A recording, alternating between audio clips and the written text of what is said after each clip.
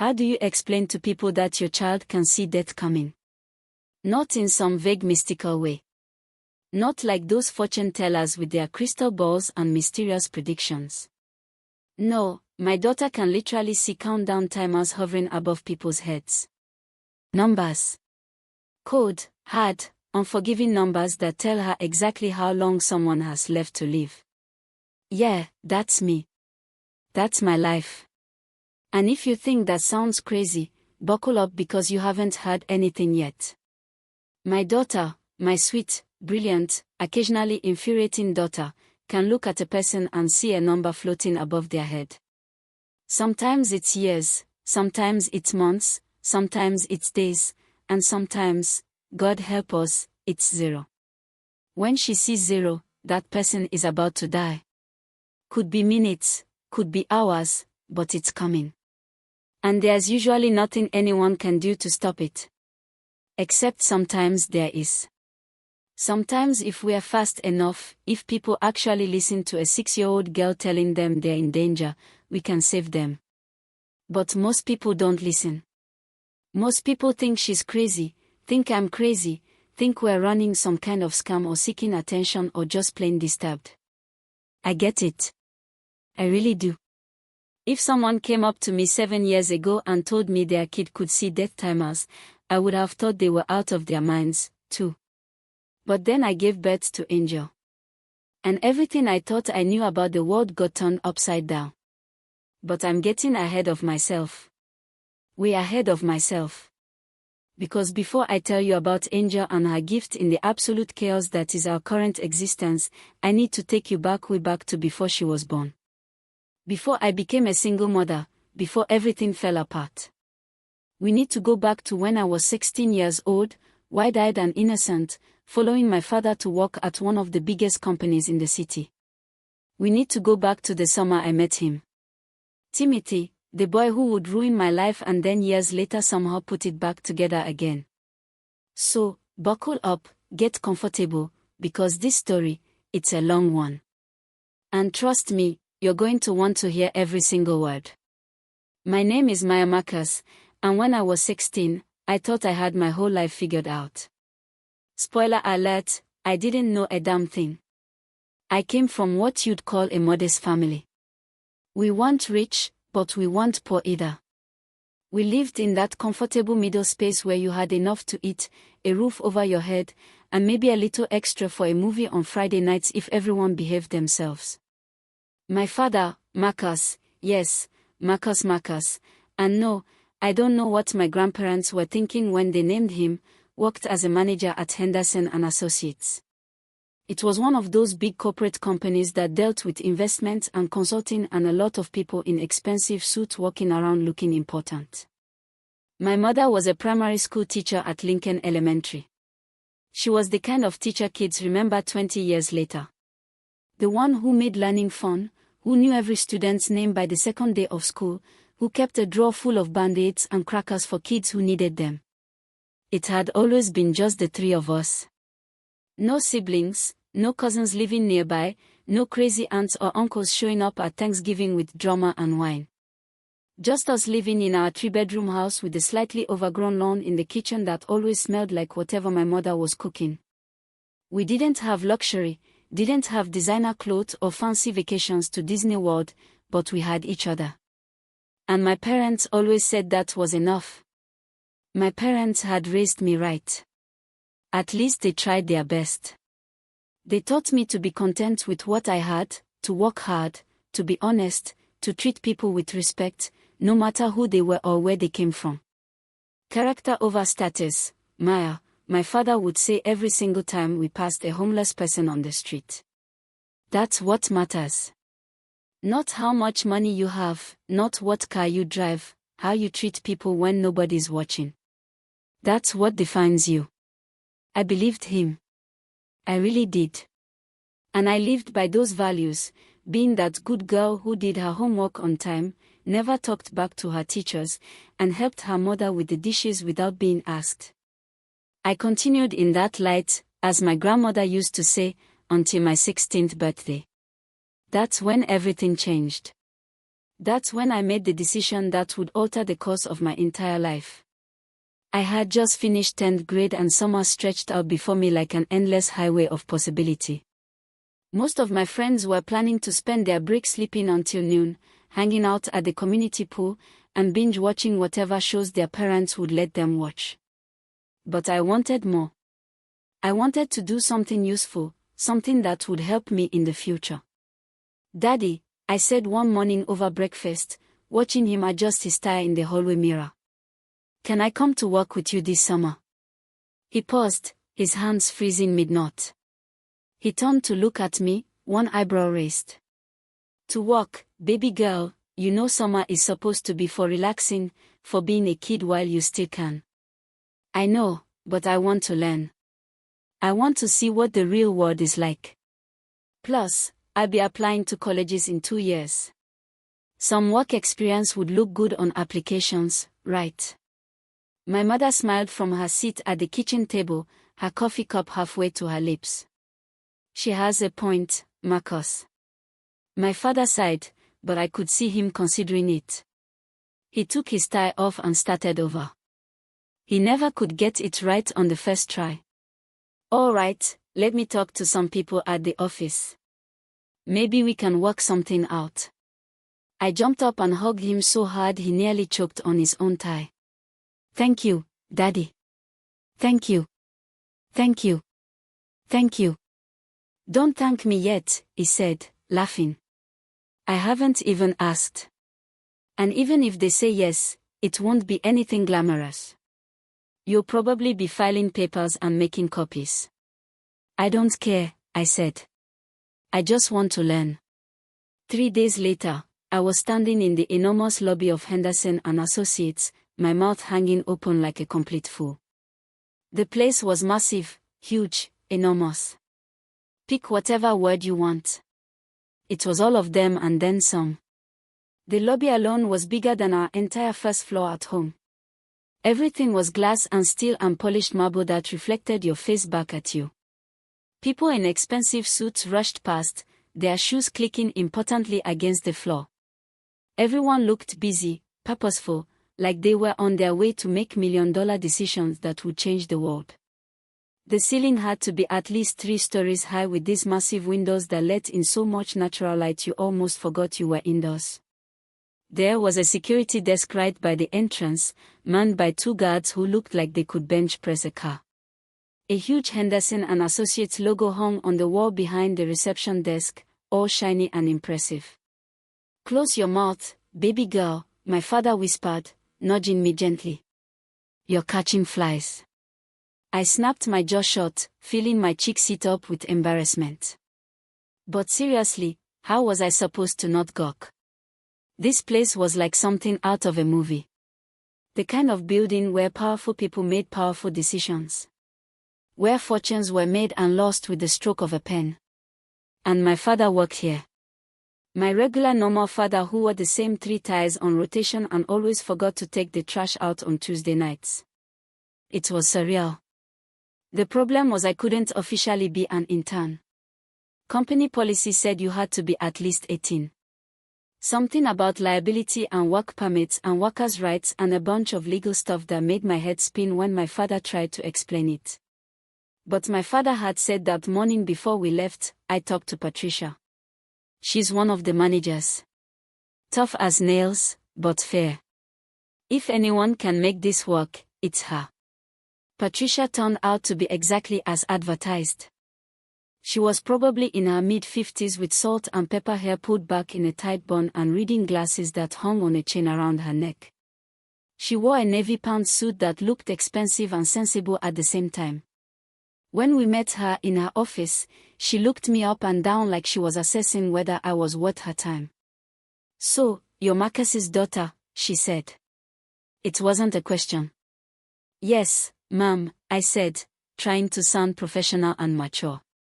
"And you want to work here for the summer?" "Yes, ma'am. I want to learn about the business world, get some experience, see what it's like to work in a professional environment." She studied me for another long moment, then sighed. "You can't be an official intern. You're too young and the paperwork would be a nightmare. But she paused. I suppose we could use someone to help with some of the smaller tasks around the office.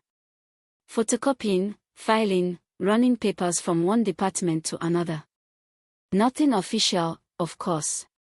Consider it volunteering for educational purposes. My face lit up. Yes. Yes, absolutely. I can do all of that. Thank you so much, Mom. The tiniest hint of a smile crossed her face. Don't thank me yet. You might change your mind after your first week of filing. It's not glamorous work. I don't care about glamorous, I said honestly. I just want to learn. Good answer. She turned to my father. She can start Monday 9 a.m. sharp. And Marcus, she's your responsibility if she causes any problems. She won't, my father said quickly. I promise. See that she doesn't. And just like that, I had my first job. Sort of. My first week at Henderson & Associates was a blur of learning where everything was on trying not to get lost in the maze of identical hallways. The building had 12 floors. 12, I worked mainly on the 7th floor where my father's department was located. There was a break room with a refrigerator that someone had labeled with passive-aggressive notes about stealing lunches. There was a conference room that could fit about 30 people and had a view of the city that made you feel like you were on top of the world. There was a printer room that always smelled like toner and warm paper. And there were about 1 million cubicles where people sat hunched over their computers typing away like their lives depended on it.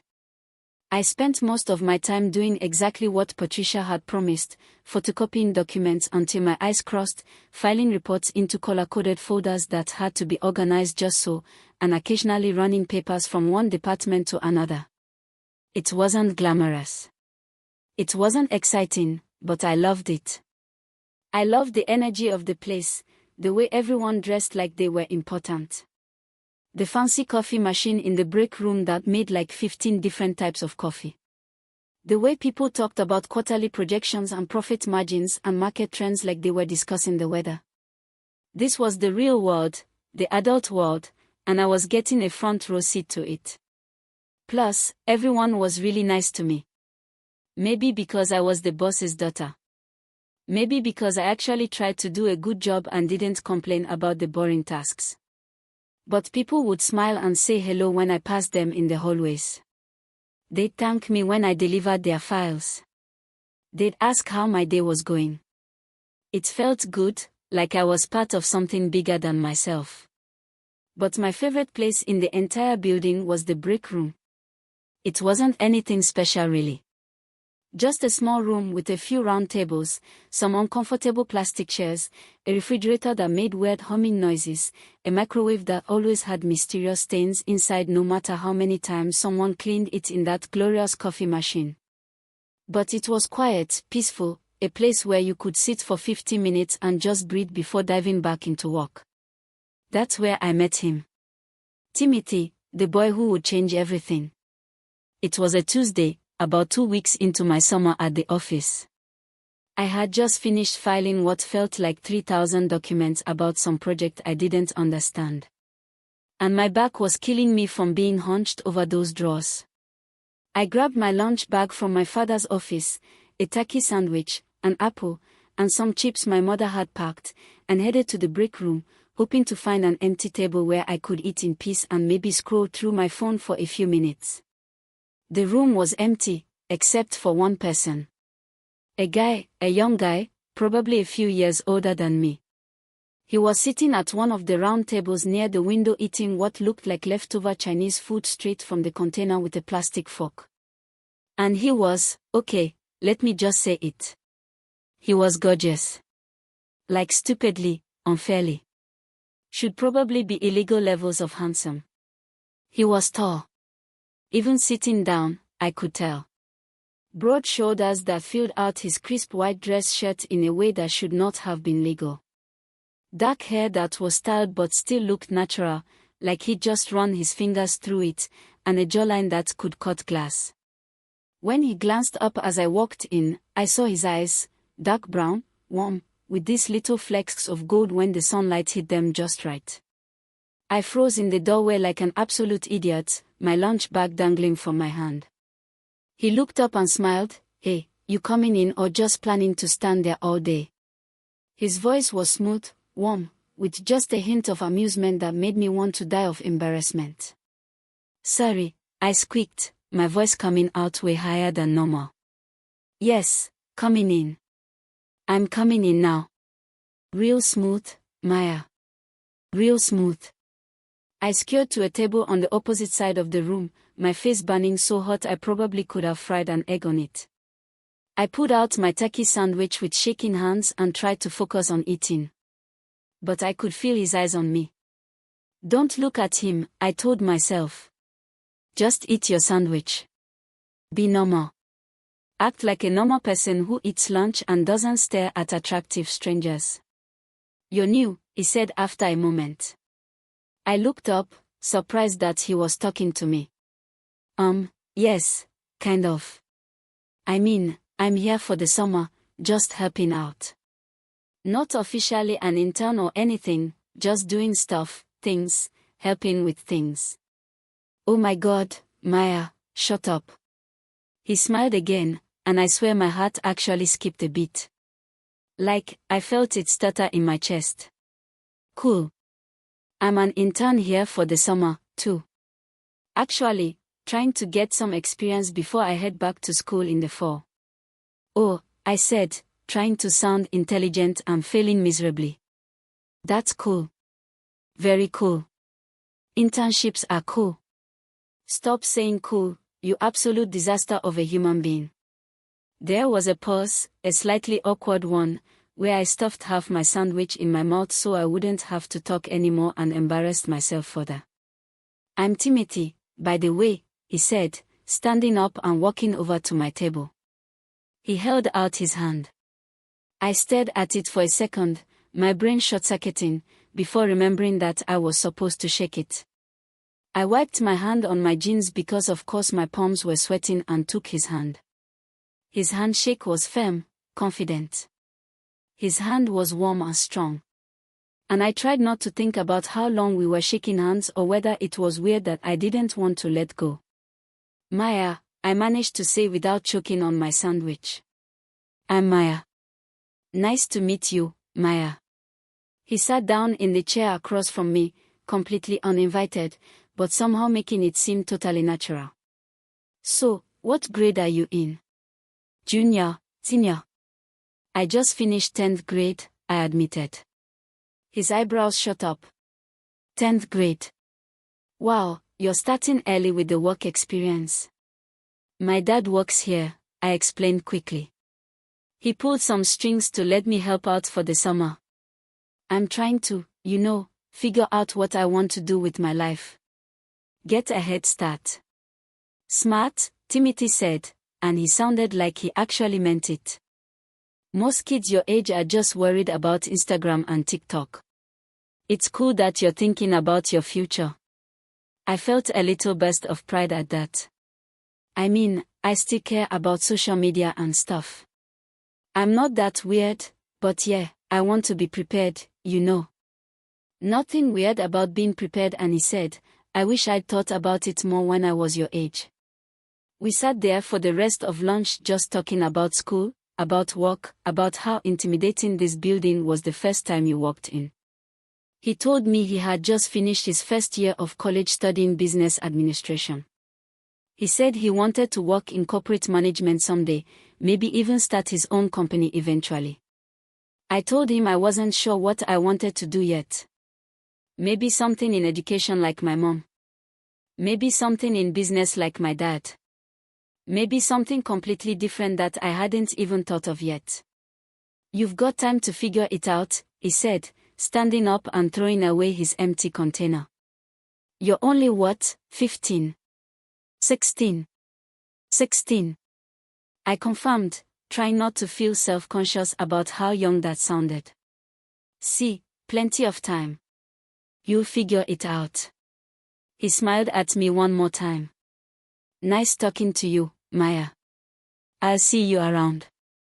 And just like that, he was gone, leaving me sitting there with my half-eaten sandwich and a ridiculous smile on my face.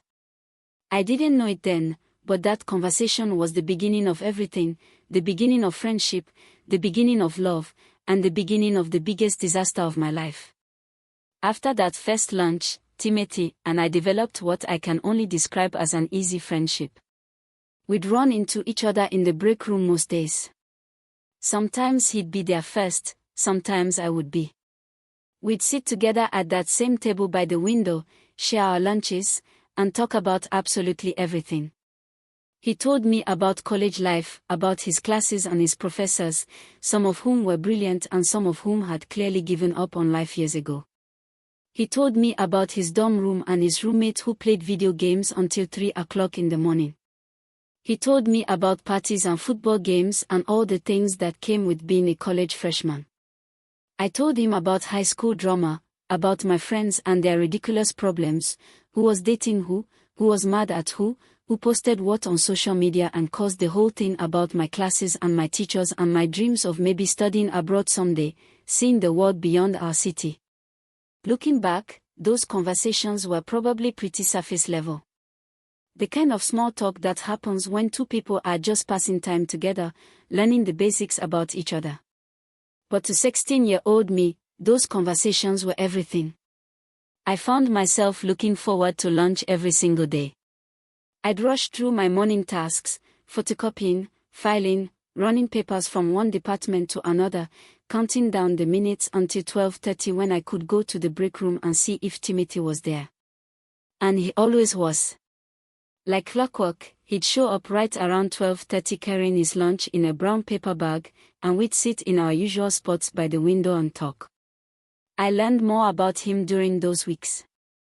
Little things that didn't seem important, but that I tucked away in my memory anyway.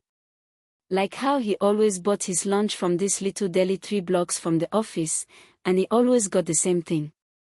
A turkey and Swiss on rye with mustard, no mayo. Like how he preferred Coke over Pepsi and would get genuinely heated about it if you asked him why. Like how he had a habit of running his hand through his hair when he was thinking, which made it stick up in this adorable way that I definitely didn't spend too much time thinking about. Like how he laughed at my dumb jokes, even the ones that weren't funny, and how his laugh was deep and genuine and made me feel like I was the funniest person in the world. But there were also things I didn't learn. Things he never mentioned, like where exactly he lived or what his parents did for a living or why, despite being just an intern, he seemed to know everyone in the building by name. I noticed it one day when we were walking through the lobby together. I'd been delivering some files to the 5th floor and ran into him on my way back. "Hey, Timothy," someone called out. It was one of the executives, a man in an expensive suit who I'd never talked to. "Hey, Mr. Johnson," Timothy called back easily, like they were old friends. And then it happened again on the 7th floor and again near the elevators and again in the cafeteria. Everyone knew him. Everyone liked him. People who didn't even know my name after working there for weeks knew Timothy. It struck me as odd, but I didn't ask about it. Partly because I didn't want to seem nosy. Partly because I was afraid that if I started asking questions about his life, he might start asking questions about why I cared so much. And I definitely couldn't tell him that I cared because I was developing the world's most pathetic crush on him. Because that's what it was. I realized by the end of that first summer a crush, a big stupid hopeless crush on a college guy who probably saw me as nothing more than his friend's kid sister or something equally platonic and depressing. Summer ended too quickly. One day I was filing papers and eating lunch with Timothy, and the next day I was buying school supplies and preparing to start 11th grade. On my last day at the office, Timothy found me in the break room. "So," he said, sitting down across from me, "headed back to school next week?" "Yeah," I said, trying not to feel sad about it.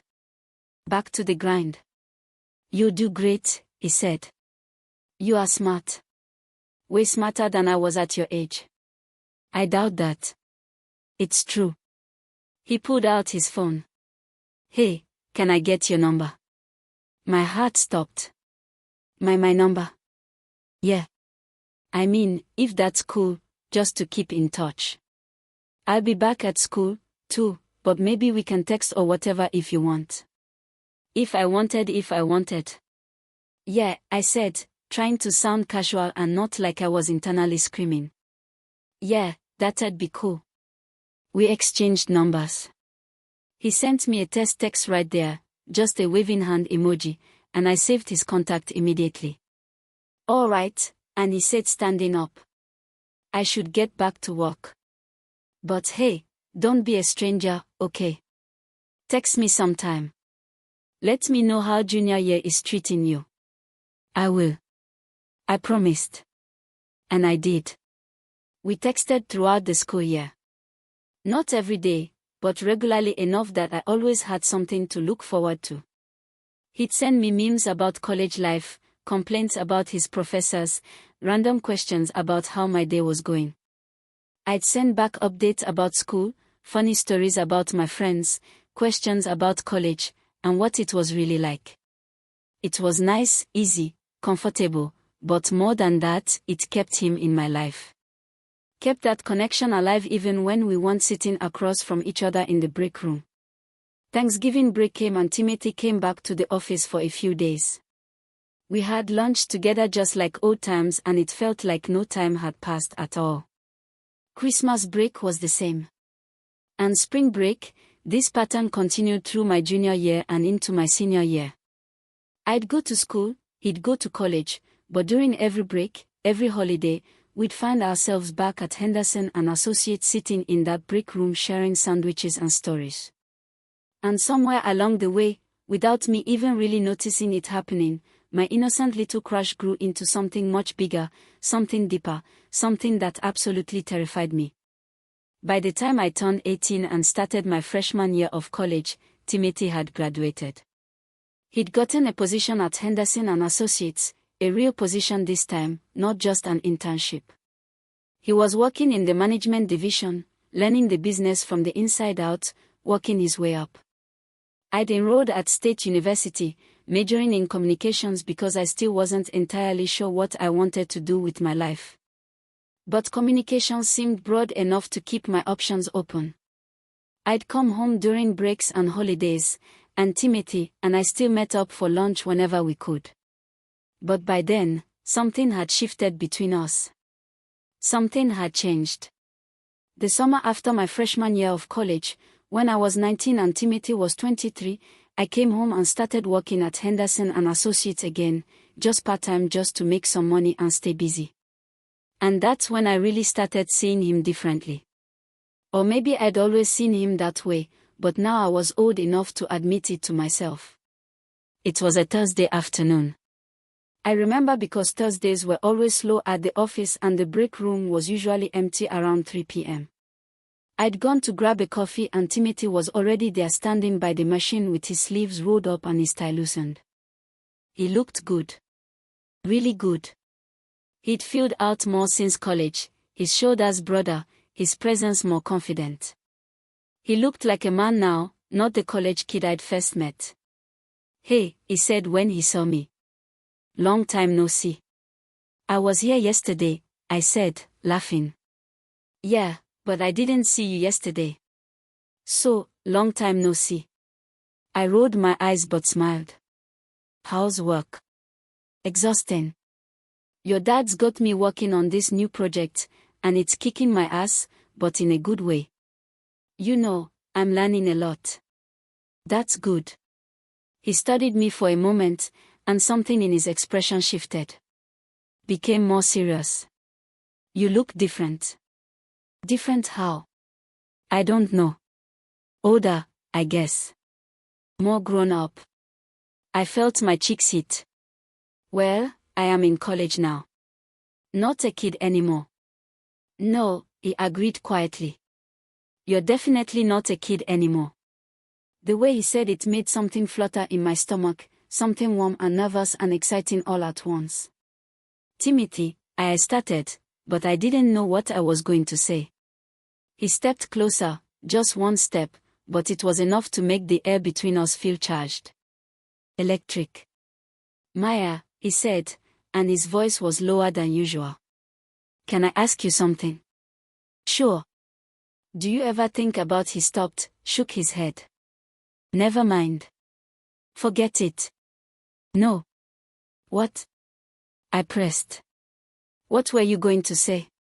He looked at me for a long moment, his dark eyes searching mine, and then he smiled, but it didn't quite reach his eyes. Nothing. Just tired, long week. I didn't believe him, but I didn't push it. But things continued to shift between us that summer. We'd have lunch together, and our knees would bump under the table, and neither of us would move away. We'd talk, and his eyes would linger on my face just a bit too long. We'd say goodbye at the end of the day, and the hug would last just a fraction longer than it needed to. There was something between us now, something unspoken but undeniable. Something that both excited me and scared me to death. The summer I turned 20 changed everything. I had just finished my sophomore year of college and was home for break working at Henderson and Associates like always. Timothy was still there, now in a junior management position, looking more handsome and professional than ever. But this time, the tension between us was impossible to ignore. It started with little things. The way his hand would brush mine when we both reached for the coffee pot at the same time. The way he'd smile at me from across the office. This secret smile that made my insides turn to jelly. The way we'd stay late sometimes long after everyone else had gone home. Just sitting in the break room and talking about nothing and everything. Don't you have somewhere to be? I asked him one evening.